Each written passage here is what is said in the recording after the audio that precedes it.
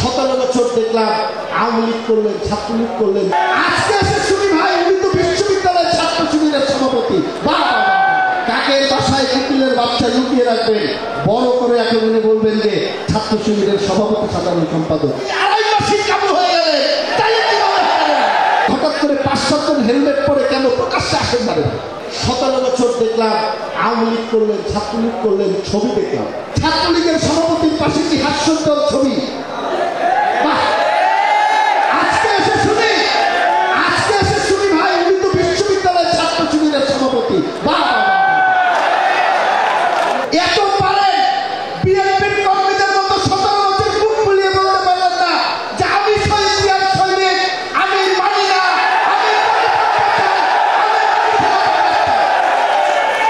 এখন এসে বলছেন ভাই উনি তো ছাত্র শিবির করে, ওদের মধ্যে লুকিয়ে রেখেছে।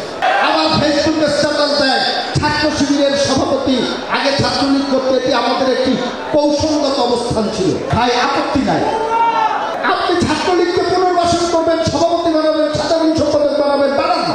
এই ছাত্রলীগ যখন ছাত্রীবন্ধকে ধর্ষণ করেছে, এই ছাত্রলীগ যখন বিশ্বজিৎকে হত্যা করেছে, আরবারকে হত্যা করেছে, এই ছাত্রলীগ যত অপকর্ম করেছে তার সব দায়ভার আপনাকে নিতে হবে।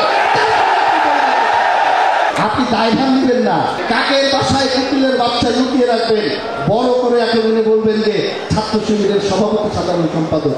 এটি বাংলাদেশের মানুষ মানবে? মানবে না। ভাই প্রকাশ্যে আসেন না, পেছনে কেন? নিষিদ্ধ করেছে ছাত্রলীগ, সরকার নিষিদ্ধ করেছে, এদেশের মানুষ জনগণ নিষিদ্ধ করেছে, আপনারা এদিক ওদিক হঠাৎ করে 5-7 জন হেলমেট পরে কেন প্রকাশ্যে আসেন না? আসেন না প্রকাশ্যে। আরে ভাই আমরা তো 17 বছর গুম হয়েছি, খুন হয়েছি, রক্ত দিয়েছি, মাঠে ছিলাম, আর আপনি এই আড়াই মাসিক কাবু হয়ে গেলেন, তাহলে কি হবে? রাস্তায় ফুটপাথ থেকে শুরু করে, বাস স্ট্যান্ড, টেম্পো স্ট্যান্ড থেকে শুরু করে, বালি থেকে শুরু করে, ইট থেকে শুরু করে, পাথর থেকে শুরু করে, গাছের পাতা পর্যন্ত বিক্রি করে খেয়ে ফেলেছেন। আপনারাও করবেন একই কাজ? করা যাবে না। মানুষ আপনার কাছে ভাত চায় না, কাপড় চায় না, মানুষ চায় আপনি তার সাথে একটু ভালো ব্যবহার করেন।